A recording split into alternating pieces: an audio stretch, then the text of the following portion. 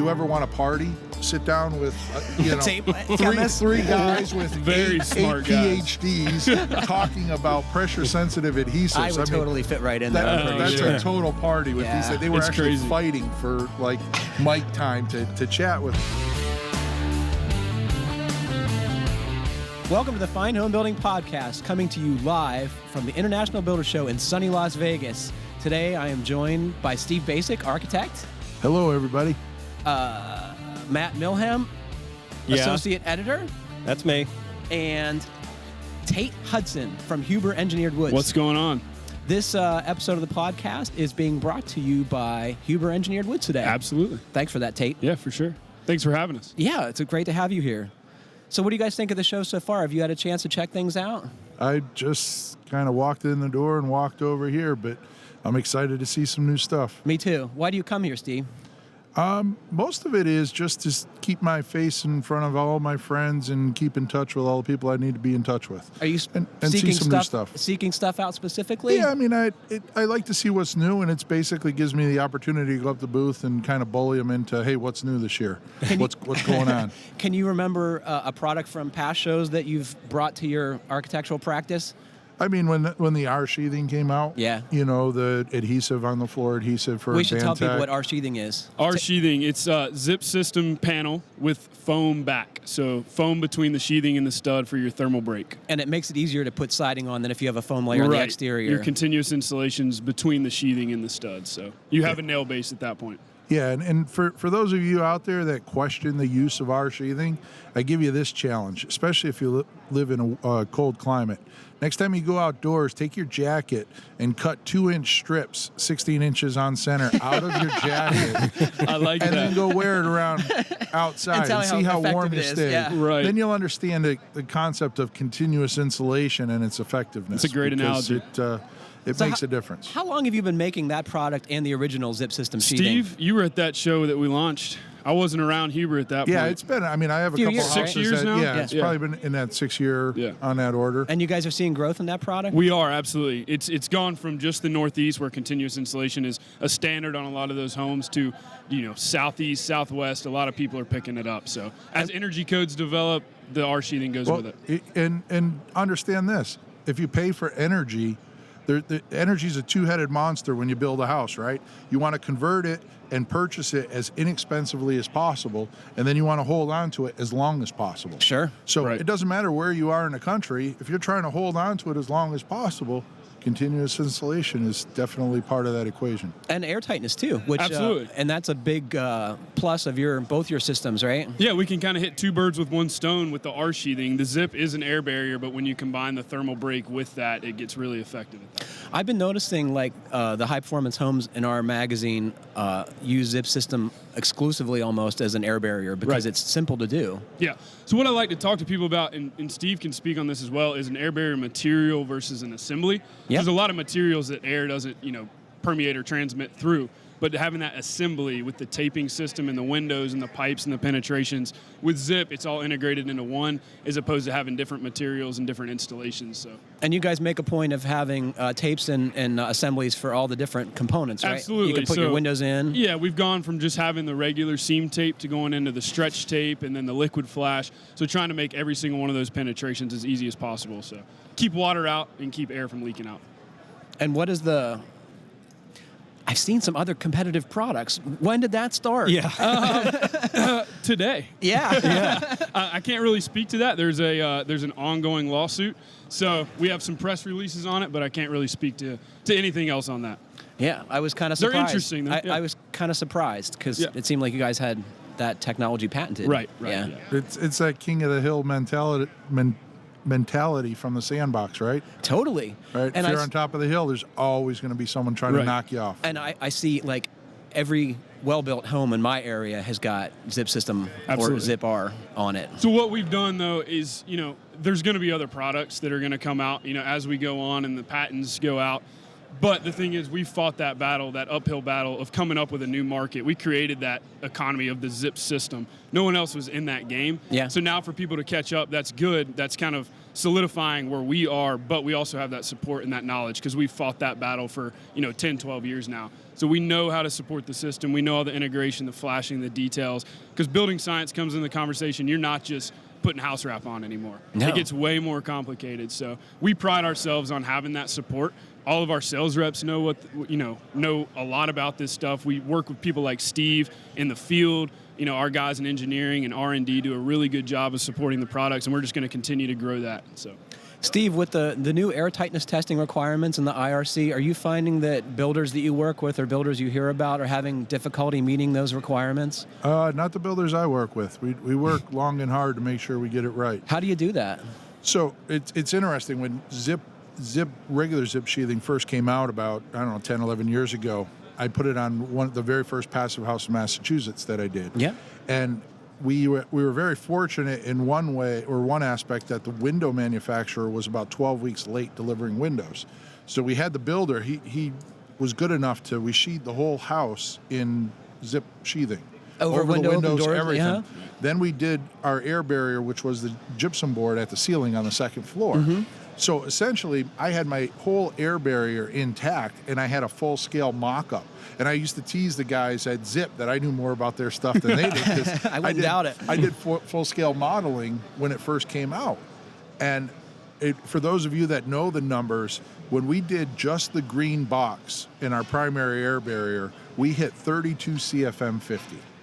Which was like how many air changes? 0.16. wow. So that's how you should build a house. So when guys sit there and No say, windows, no doors. Nothing. Save over everything. but here's the crazy thing. We sprayed some foam and did some additional air sealing on the inside. We took that 0.16 and got it down to 0.12 and got it down to 24 CFM 50. Wow. Like we were down 24 CFM? That's not even a bath fan. on a 5,700 square foot surface area of a house. So it equated to about the size of maybe a little larger than a nickel in air leakage over 5,700 square feet. And were How you do you- sealing the plates when you were We installing sealed that? everything. Okay. I mean, it was the very first passive house, and I'll be honest, the homeowner came to me and said, "Hey, I read this thing about passive house. I want a passive house. Can you do that?" I'm like, "Oh, sure, no problem."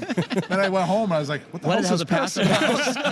Hop on Google. Yeah, it So I just had to doesn't hop care. on Google. I called these guys and said, "Man, I need some help." We hop on Google. Figure out this air barrier thing, and we all worked out. And since then, I mean, I have probably I don't know, a half dozen passive houses that are all under 0.5. So what is the number you're going for before you put the doors and windows and mechanicals in?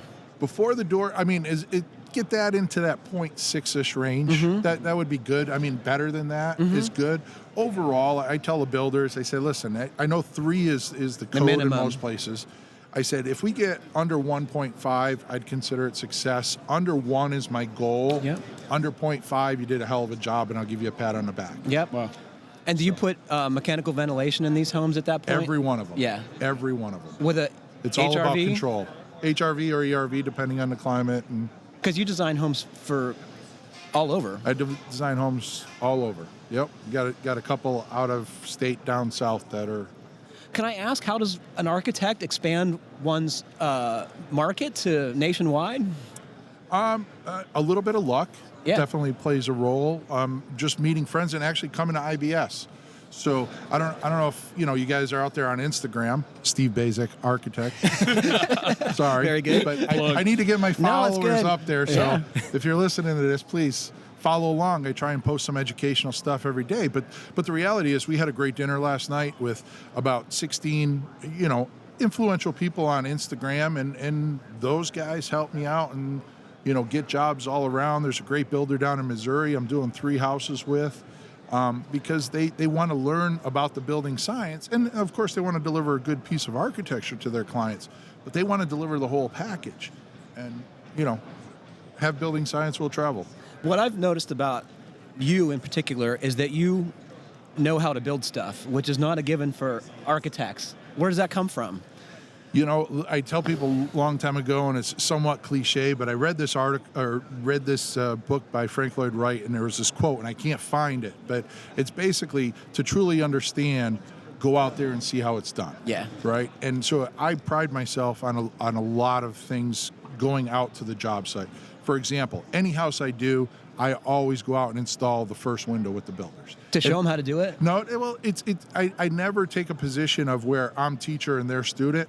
It's more about I get out there, it's me, the builder, the window rep, the Huber rep, who's ever involved in anything there, the tape guy, if we're using a special kind of tape there, and we all collaborate. We install the one window. I look across the crowd and say, do we all agree? They say yes, and then we turn the builder out on the other 35 windows. But it gives me the opportunity because, someone might come up, the window guy, and say, well, we just installed a window last month and the builder did it this way, and that might be to your advantage or whatever, and that's how you learn. Yeah. You get out there, you keep an open mind, you share information, and I expect that to be reciprocated and get that information shared with me. So if they have a detail or something that they can't figure out, they'll call you up and They'll you guys call work me it up, out together. We work it out. I tell people on Instagram, Steve Baczek, Architect, that, I get people all the time on Instagram.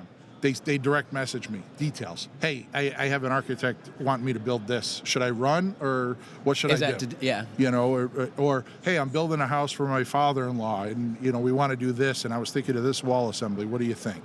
And I have no problem sharing the information because, truthfully, I learned so much just giving the explanation and talking through it that there's so much to be had if we just get off our high horse about there's people with information and people not, that we all have experience, we all have information, we just have different seats on the learning curve. Yeah, sure.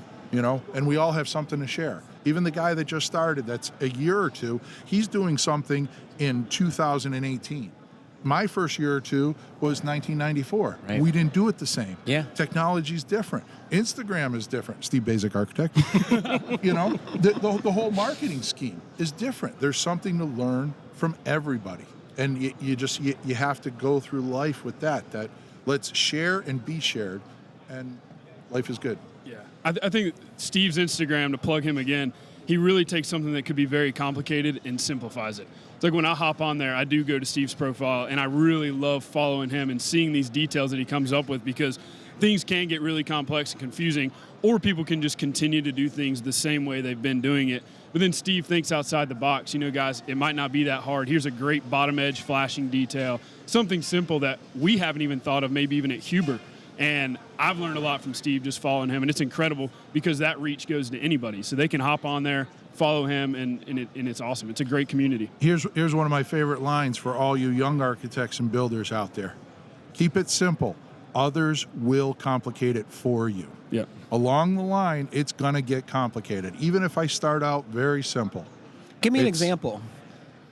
You could take a window detail, and you can just overthink that detail and get into all kinds of flashing and folding it and this and that, and it's, buy a roll of stretch tape.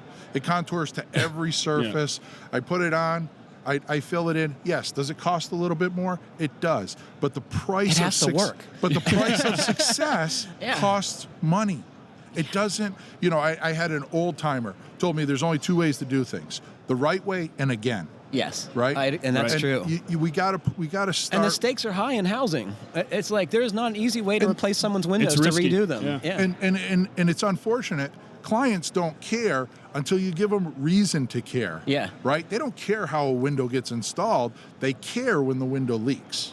Is there a process to educate homeowners on why it matters to build a good house? Do you have that kind of is it an obstacle? Do you have to sell? It's a challenge every day. Even doing what I do, I have tons of zero energy homes, passive homes, etc. I get clients that come to me, we'll sit down in a conversation and I'll make mention of triple glazed windows, and they're like, what's that? I'm like, oh, it's 3 panes of glass instead of 2. It's a high performance window. They make that? So it's like they're following me, but do they readily accept that, or do you have to convince them? There's some convincing. Different clients take different, tacks, but the reality is that we all place value on things. And we all are willing to buy something if we understand that there's value involved, there. Yeah. right? And so when guys tell me, well, how much does the house cost a square foot? And which is one of my pet peeves. Don't ever ask me that. I go off, literally. But the reality is yeah, you could build a house for cheap, but that's not the product that you want to deliver. Right. And one thing that I found in my career of 25 years of being an architect is that the people they'll move that needle on the budget if you educate them. If you give them a reason. If you give them a reason to. They always have the money. Clients, you hear me? Clients always have the money. They do. Regardless Steve's of how clients. much, they always have the money. And Tate, do you have trouble convincing builders to use your product? It comes down to what Steve's talking about. It comes down to money, and they have So a bottom your line. audience is different, right? You're selling to a builder those people are incredibly cost conscious, right? And they've been led to believe that commodity panels are all the same. Exactly. So how do you convince them that? So some of those people we don't convince. Some of those people aren't our customer. We want the Steve Baczeks of the world, and then the people that are going to follow Steve Baczek. So if you have a builder that's just doing stuff to get by, building at code or even below code, that guy might not be our customer. Right. And we're comfortable saying that. We want the people that are going to push the envelope and use the best products possible, because then they're providing the best product at the end of the day to their homeowner. And it puts your product in a good light. So it's hard. I've talked to a lot of young builders out there, and you want to sell that value to your homeowner. And like Steve was just talking about, getting over that hump of, am I just building a house at cost per square foot, or can I give that value connection to the homeowner and helping them understand that? There's a lot of ways you can do it. That meeting with them is great, but Instagram ahead of time, them understanding your brand and the products that you use beyond just, the fancy countertops and how good it looks. So I think a lot of builders, when they're starting out, get caught up with just cost and look, and, that might not necessarily be our customer. So I've been on a lot of job sites with a lot of builders that it's their first zip project, and they're really cutting costs and they're really trying to make it work just because they want to use zip. Because other people are using it, they don't understand the value. Why? Yeah, they don't. You got to make that connection before you jump that train, because otherwise you're going to end up in trouble. So it's got to be a part of your business, a part of your system, a part of your brand, and you've got to carry that with you. You're really quiet today. I know you got in late, but Yeah. is something wrong? Lack of sleep. No, you guys have a lot of it covered.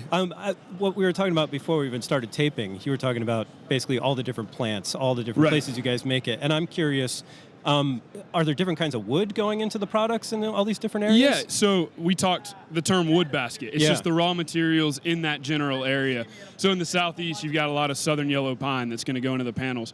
But we actually do a mix, especially in the Advantech panels, which is our subflooring. It's a hardwood and softwood mix. So you have And where's that stuff made, Tate? That is going to be made in all our mills. Commerce, Georgia, kind of talking about right now. But we have Commerce, Georgia, Broken Bow, Oklahoma, Crystal Hill, Virginia, Easton, Maine, and then Spring City, Tennessee is our newest up and running plant. So all that stuff is pretty close, though, because when I was in Commerce, I think they said all the wood is within 50 miles of the plant harvested. And that's the case with all the plants? Absolutely. So there's, that's from us as a sustainable forestry initiative. So to get that stamp on our panels, there's only so much of a radius that you can actually harvest the material from. What else is involved in getting that certification? I'm not sure. A whole lot. It has to do with the, the carbon emissions that come out of the plant, what you're using to fuel the plant. So when those logs come in, we chip them and strand them. And there's a lot of waste. We're stranding the actual wood, but what about the bark and all that? So that goes right back in, and we burn that for power in the plants. So you guys have cogeneration? You're not really consuming a whole lot of energy, and some of that's even sold off because we can't burn enough of it. That's pretty cool. Yeah, it's really neat. And a lot of plants are that way. It's not just specific to Huber. The forestry industry, as you guys know, and wood products is extremely sustainable. So it's carbon negative at the end of the day. There are folks who are familiar with our brand who are from Europe, and they are so baffled with our light frame construction. Right. And I try and tell them, it's like, that's a really resource-efficient way to make a building. Yeah. I mean, I can't think of a... Well, it's good. It's good for the building, but it's also good for the area that wood's coming out of. You drive past a timber stand that just got cut, and it looks like a bomb went off. Yeah. But that's actually the best thing that could happen for that land. And in 20 years, it's going to be extremely, it's profitable for the landowner themselves. But then, there's a lot more carbon being sequestered, and then we're growing trees again, and it's just a cycle. It's a loop. So. Right. Yeah, as opposed to in Europe, where there's a lot of cement-based building, I mean, they're basically just pumping carbon dioxide into as the sustainable. atmosphere. Yeah. You're not sequestering anything at that point. So. But yeah, our mills, they all use a mix of wood that goes into them. You know, East in Maine, you're going to have different types of trees than you're going to have in Commerce, Georgia. What are the majority of trees in Maine that you guys are chopping up? I believe there's a lot of fir up there. And aspen? In aspen, Spruce, yeah. probably. Spruce, yeah. I'm not really sure. I haven't been to that plant. There's probably some eastern white pine But up yeah, there too. it's really cool to go to those mills. They all manufacture it the same way, but the science does it look like? is different. Aggressive. I mean, like, what does a panel mill look like? So the first step you said is you chopping up these logs. It's big. It's this big. I tell people, I explain Commerce, Georgia. Think of it as a giant wood bakery. Yeah. So it's He's crazy. not even kidding. It's crazy, but these chips come out. They form into these like 24-foot by 8-foot or 16-foot mat. panels. Yeah. It's a big mat. They're on a rack. There's 12 of them stacked on top So of each how other. thick is the layer you start with? I mean, Advantech probably starts at like 4 inches. Yeah. That's crazy. If not more, depending Yeah. on the thickness. And yeah. they're literally in this baker's rack. It looks just like, back scenes at Dunkin' Donuts. And this thing goes up and jams them and compresses them. It injects the heat, the steam, or whatever they do to it. And then it comes back down and you have this little 3/4 inch. That's so And cool. it slides off the baker's rack. So are Yeah. the in edges these finished giant at that sheets. point, or is that another So- operation? That's a different operation when we do the tongue and groove profile and the square edges. But what's different about our products, Advantech and Zip, is before those flakes get to the mat, they go through a blender. So you're mixing all of that. Will up. it blend? Yeah, exactly. With the adhesives. Yeah, Well, it blends and orients Yeah. for So- strength. So it Every does drops it do them. that? every flake is coated with that resin. It has 2 different ways that it drops. And these it drops this way, those it drops that way. Oriented And strand board. So as it goes Yeah. down, it creates these layers. It's you're making a sheet layer cake. That's I'm pretty telling cool. you, It's amazing. And that's what it's gives it its just strength. like There's that. a strong axis and a weak axis. And how long is the line that these are going down? So in Commerce, it's not a continuous press. So it's going to be, it might be a 10-foot mat and then they cut the edges, or it might be 8. I'm not 100% sure. But if Yeah. you go to Oklahoma, it's continuous. So that mat goes through and then they cut it. That press doesn't stop moving. So it's pretty amazing. A continuous press is big. That's You cool. got to get a tour. You could make That's on my list. You could make an 80-foot panel if you wanted to. Oh, what would I build with that, man? Yeah. Would you use that, Steve? Like, Oh, with an 80-foot panel? I'll find a home. I'm always up for the But you challenge. guys Gotta do find the make right guy. We do longer have- panels, right? Yeah, we do. We go up to 4x10, but then we also have industrial products. What's that? So it's Huber industrial panels. It's a For I'm not- what? trucking, anything like that, shipping. Yeah. What you call it? Manufactured housing. Yep, a lot I of think that. they use like an 8-foot by 24-foot panel because they're built in a factory. Sure. So they can move large This huge panels stuff. around easily with cranes, and it's better to nail one panel than 4 Dozens. panels. Yeah. So it's pretty. Options are endless with a continuous press. Those guys are impressive. They're way smarter than I am down at the mill. They know what they're doing. They're scientists, and it's incredible. We were talking before you guys got on here about the tape, and Yeah. I haven't met anyone who wasn't impressed with the Zip System tape. It's I wish I could say that. I mean, I see people use it even on just like on plywood. Yeah. They'll, like, they'll use that as their sheathing, and then they just use zip or tape they'll on tape. that. They'll tape something as an air barrier first. It might not be zip, but the tape works really well. So. one of our former coworkers had a tile shower from the 60s where those soap dishes that are like grouted into the wall. Well, it fell out, and so temporarily he covered the hole with Zip System, Yeah, and it was yeah. like that for 2 years. And I was That like, doesn't sound temporary. if it can do that in that environment, it's got to work. I drive past a lot of contractors' trucks with bumpers held on with zip tape. A little part of me gets really happy when I see that. Can I fix my garments with that stuff you too? can do about anything with it. I always gift people a roll of stretch tape for their birthdays, like my dad or somebody like that, and they love it. Oh yeah, it's good stuff. Hey, since we're talking about tape, I know you listeners, you can't see it, but I'm holding up a picture. When I did that first house, the first passive Yes. house in Massachusetts, I was very skeptical of Zip. I took 2 sheets, I taped it, I threw it on my wood pile about 11 years ago. It's it still just out went there? through 11 winters, full exposure. Dude, that's the amazing. tape is like brand new. So what's the crazy. secret Amazing. about success with the tape? You have to roll it, right? And I've Right. seen guys kind of fake that, and that's a problem, right? Yeah, it is a problem. So think about putting your hand in paint and then sticking your hand on something. It's not going to be even. So a lot of guys will try to just run their hand down the tape, but you're not getting even pressure. So it's an acrylic adhesive. So acrylic adhesives need pressure to They're activate. pressure sensitive. Yep, pressure sensitive. So by applying that even pressure with our roller, it's going to bond with the panel. It takes 72 hours for it to fully bond, But after that 72 hours, you're going to have a really hard time getting off. Like Steve just said.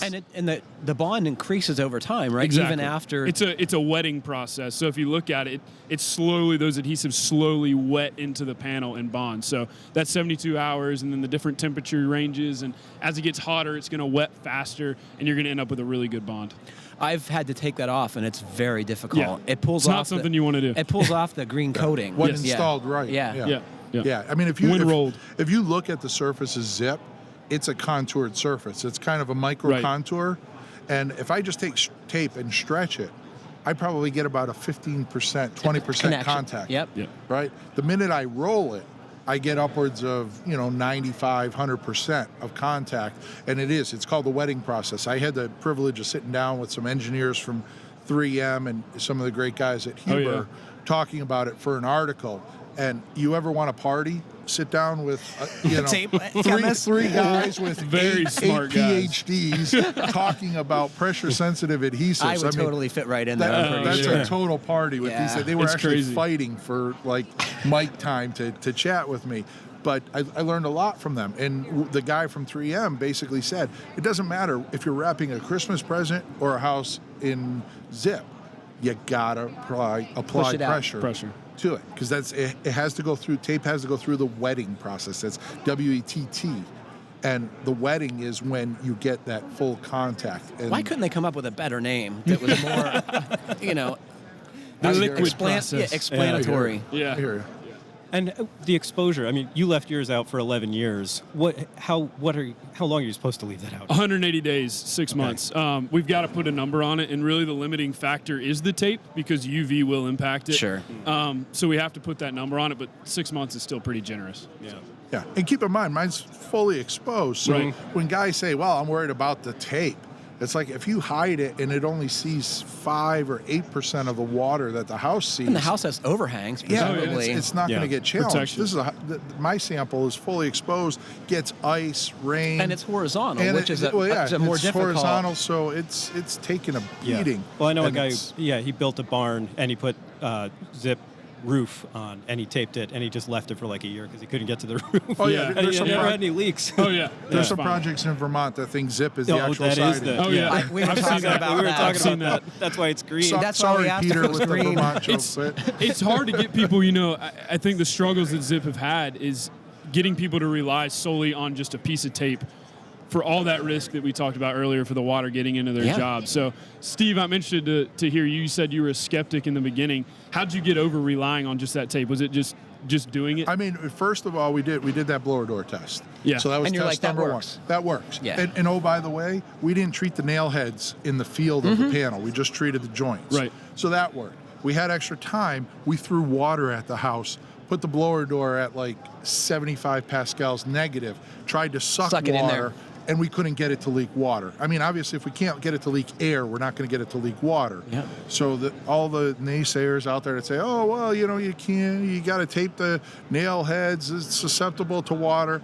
At 75 pascals, I couldn't pull water through any of and there were some overdriven nail heads. Right. So that was number 2. Number 3 is, as an architect, I always try and put my houses in a position for success. You hit it, Matt. Big overhangs, rain screen systems, let the wall dry out, et cetera, and I have confidence in that wall system. Is there any benefit to treating those nails? Because I see guys do it, like putting liquid flash on there. I don't. It seems like that. I think that you said what some examples of keep it simple. Others are complicated for you. I mean, these are guys that, and trust me, I love them when they get to think, and I'll never stop a guy from taping it. I don't think you need to do it. I probably wouldn't do it on my own house. You are supposed to treat overdriven nails, right? If you're halfway through or more. Yeah. If you can't see the nail head, then we're going to suggest you put tape over it. But and nail again. Because you're losing shear value, and that's the big risk it's at a that problem. point. Right. Yeah. We're not as worried about moisture, but shear reduction. So. Hey, I'm sorry. I want to touch on one thing. We talked a little earlier. I'm going to backtrack if we Please. can. Yeah. So you were talking about confidence in builders, et cetera, and how do we get builders to buy in on this? And some of them say, "Oh, my budget doesn't do that." One of the tacks I always take when I do speaking engagements, especially to a room of builders, I start out with the first question of, "All right, we're all builders. How many of you are builders?" They throw all their hands up. 80% of the room is builders. I said, "Okay, How many of you builders strive to be a code-built worst builder in your community? Right? With the lowest budget, give it away for free, shoddiest work. How many of you? No hands go up. I say, okay, let me rephrase that question. Sorry, guys. How many of you strive to be the best builder in your community, providing the best product for your clients and making decisions that put your houses in for success? Every one of their hands goes up. I said, well, walk out the door and act accordingly. Yeah. Do the thing. Do the thing. Yeah. That's a really good one, because if you have that mentality that you first, the shoddiest builder out there, if you don't want to be the shoddiest builder, then why are you buying the shoddiest material and the cheapest material that you can buy? So they have the mentality they want to build the best home, but then they buy the cheapest material possible. And it really doesn't work out. I don't get it. Yeah. And like, the math works. The best house they can build with the cheapest materials. Yeah. And here's the challenge, Yeah. and we can all associate this, right? There's that pretty girl in high school that we're all trying to get a date with, and she plays hard to get. Well, when I have clients and I say, we should do this, we should do that, and they say, well, I don't know if I want to do that. All right, maybe I'm not the right guy to design your house or build your house. All of a sudden, they start changing their tune. People don't like, being told, I can't have you, or I don't believe in what you're doing. Right? They don't like that. So it's part of it's a kind of a cheap way to get their opinion on your side. But you can't compromise your own No, and I tell either. people, I got to slap clients in the face every once in a while to wake them up, because they'll just go astray and if I don't. So. And I understand their perspective too, because they're just not educated, and they're talking lots of money, right? And people get scared when you start talking lots of money. They're talking lots of money, but the other thing I find is someone will drop 7 figures on their house, and all they care about for the decisions are the paint colors, the size of the Absolutely. Sub-Zero. Yeah, the size of the Sub-Zero, and it's like, this thing's going to be on the ground for 150 years. Yeah, and you're going to have to live in it. And you're going to have to live in it, and not even live in it. It's that's just the initial cost. There's maintenance, operation costs, all these things that are far more important than the initial investment. Yeah, this good building pays for itself in what I've seen. Steve, has it gotten easier with homeowners? They're much more educated, and they have a lot more access to things now. Does that make it harder? Yeah, that's a double-edged sword. They're smarter, but then they want more. Exactly. Yeah. It's easy to go in and say, well, we should use zip wall. Well, that's great. Yeah. Well, the next day they say, yeah, I see all these houses with zip wall, but what's this chemical? I read their MSDS sheet, and this chemical here, the Cancer Association says, that I'm going to die of cancer in 50 years if I use this paint or this adhesive or whatever. So, there's for every decision, there's a story that supports your position, and there's 2 stories that defeat your position. That's what I've said about parenting. Like, no matter what your parenting philosophy, you can find some document or some website that supports whatever crazy idea you have. Yes. That's why I told my kids, it's parenting in my house is a total dictatorship. Me too. If you don't like it, find the door, go to a different country. But in this country, I rule. Yeah, I get it. That's awesome. It's been awesome having you guys here today. Thank you so much. Thank you. Yeah. Really appreciated it. Yeah, thanks, guys. It's been fun. Cool. Hey, that's Steve Baczek, Architect, Follow on him. Instagram. Yeah. Follow him. I hate to do it, but I'm in this race with Gerton. And the last thing I want to do is have to buy that guy dinner. Yeah. Oh, you guys have a bet. Yeah, we got a bet, but my Instagram got hacked, so I'm in a little Starting bit of fresh. a grace period where I'm starting fresh. So here was again. someone like putting weird stuff up on your account? No, they just took it over, and they didn't do anything with it. And then when I complained to Instagram, they just erased it. Oh, they didn't man. even give it back to me. That's a drag. How about you, Tate? You have a handle? So I do, Tate.Hudson. That's my Huber account, at Tate.Hudson, or follow at Huberwood. So that's our marketing team. We have a lot of really good stuff on there. So Excellent. we try to educate people as much as possible. Sweet. We Check it all out. are, man. That's what we do. Yeah. Thank- If we can get over that education, we'll be good. Thank you all for listening. Tune in a little bit later today for our second installment from the IBS show floor. Thanks for listening. Happy building.